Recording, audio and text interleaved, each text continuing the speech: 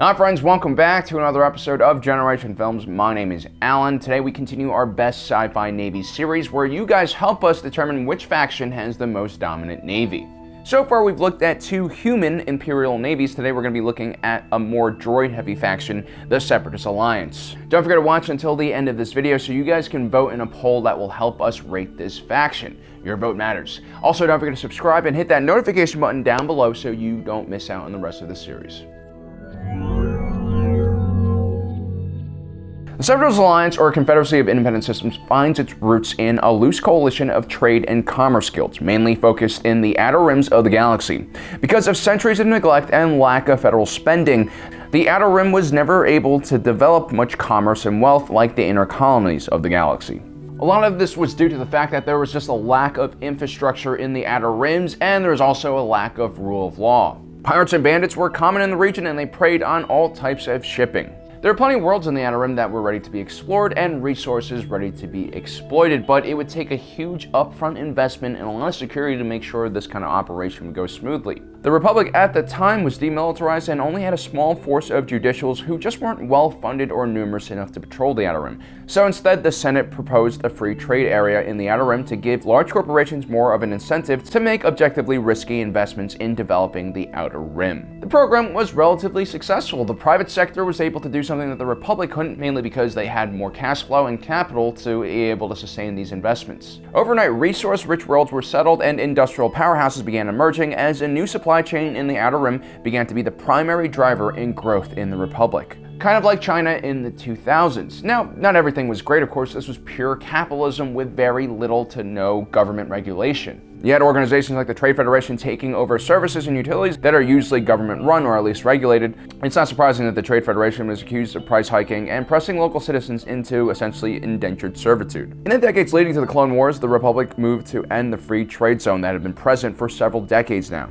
You had many different types of trade organizations that were functioning on a business model that relied completely on a tax break. The effect of no free trade zone was so devastating to the bottom lines of these organizations that it would eventually lead to the start of the Confederacy of Independent Systems. These corporate interests believed that they were responsible for developing the Outer Rim and they deserved to have this tax cut. After all, they were the ones to make their risky initial investment. Most of the services and security forces in the Outer Rim were also run by private companies. The Republic, without a military presence in the region, was about to tax a region of space where they had relatively little influence and didn't really provide any service. So the Separatist Alliance formed as a breakaway confederacy, and they weren't really all that ideological. I mean, these were essentially corporations that had decided that their bottom line was being heavily affected by Republic policy that they deemed as unfair. This meant the Separatist military forces were not ideological either, and more focused on preserving their own economic interests. This means, as a whole though, the Separatists have a huge weakness. If you're able to attack their commerce and business holdings with enough sanctions and military actions, it's very likely you're going to win the war. At the end of the day, a businessman is always willing to negotiate because they understand the language of money. The lack of ideology means that the Separatist forces were mainly made up of droids. Separatist leaders weren't military people and shied away from the front lines and usually appointed mercenaries to lead their armies. These mercenaries were usually highly competent and experienced, but their loyalty was available for the highest bidder. These individuals were usually keen on self-preservation and weren't really attached to any type of cause. There's also a general lack of accountability when it comes to employing a mercenary, but at the same time, mercenary leaders don't necessarily see themselves as part of a command chain, which means that they can disobey orders if they want to, or even quit a job in the middle of the battle with little consequences. When everything is just about money, it makes things a lot simpler, but it also makes it a lot easier to persuade someone to change sides. The majority of the Separatist Navy finds their roots in the mercantile fleets of the Trade Federation and other corporate interests. This means most of the Separatist Navy is made up of converted commercial and industrial ships. If we look at the Lucre Hulk battleship, it is essentially one gigantic freighter repurposed as a troop carrier / capital ship. What you end up having is a ship designed to carry a huge amount of cargo, which creates extra surface space that needs to be defended, covered in shields and point defense weaponry. These are essentially bolt-on battleships, and bolt-on creations will never beat a purpose-built machine like a Venator-class Star Destroyer. Now, obviously, the Separatist Alliance made up for these inefficiencies in their ship designs by deploying very efficient droid troops, but we'll talk more about that in our next video. But the strange thing is, even though the Separatist Alliance uses droids, which are cheaper and easier to maintain in field, their ships are still built for organics. All Separatist ships still have physical bridges with individual consoles that need to be controlled by an operator. This, of course, is complicated by the use of traditional interfaces like buttons and keypads. This is really completely unnecessary. A droid should be able to plug straight into a computer without any kind of physical interface. Ideally, most Separatist ships shouldn't need a bridge at all because it provides a vulnerable target for enemy forces. Instead, you can have a heavily fortified control center at the center of your ship, or maybe several droid AI brains scattered across the ship for redundancy purposes. This also makes a lot of the infrastructure in the ship unnecessary. Why does a droid-run ship need hallways, different decks, when all interactions can happen through a computer system? There's really no need to physically move around the ship at all. Instead of running on gas or some other fuel, the Separatist turbo lasers ran on turbo laser shells. These larger projectiles were loaded manually into a turbo laser, significantly decreasing the fire rate, while at the same time increasing the size and weight of all the ammunition. These firing positions also required a crew that would fire, aim, and reload. This was obviously something that could be automated, and we see this in other ships in the Star Wars galaxy. Some Separatist ships even had their turbo lasers fixed in position, and these were used in broadside exchanges, which seems completely out of place in this more technologically advanced galaxy. Separatist fighters are mainly known for their speed, maneuverability, and low cost, and they're primarily used for defensive purposes simply because they lack any real range. For instance, the Vulture droids use a solid fuel slug, not all that different from the ones used in rocket boosters for the space shuttle program. And while these solid fuel slugs were quite potent and powerful, they only lasted for 35 minutes, which meant that the operational range for a Vulture droid fighter was comically low, especially for something that was flying in the vastness of space. This is why the Vulture droid was limited to just a defensive purpose.